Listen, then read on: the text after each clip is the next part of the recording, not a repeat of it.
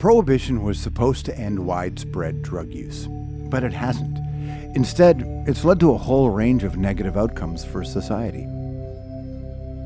Prohibition has created a toxic drug supply controlled by high-level organized crime. Because drug use is illegal, criminal organizations have taken control of the production and distribution of drugs.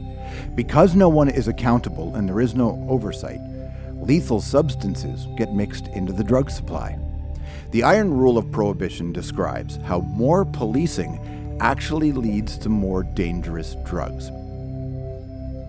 Because traffickers are at risk of arrest, it's better for them to deal in smaller quantities and stronger drugs that can be imported and hidden more easily. Drugs like fentanyl, which is 80 to 100 times stronger than morphine. Prohibition also leads to violence and makes communities unsafe for everyone, including you and your family.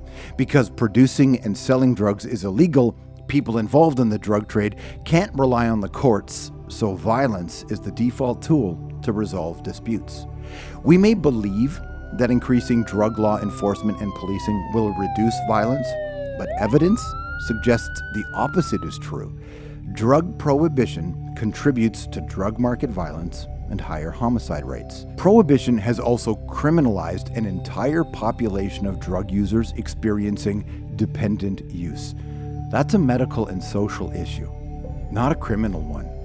Although police and governments say that enforcement is directed at stopping high-level trafficking, statistics show that it's actually the youth, those affected by poverty, and marginalized people who are most vulnerable to being arrested and criminalized.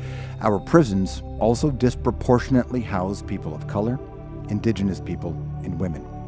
Drug prohibition has been a failure. It has had devastating outcomes on individuals and communities.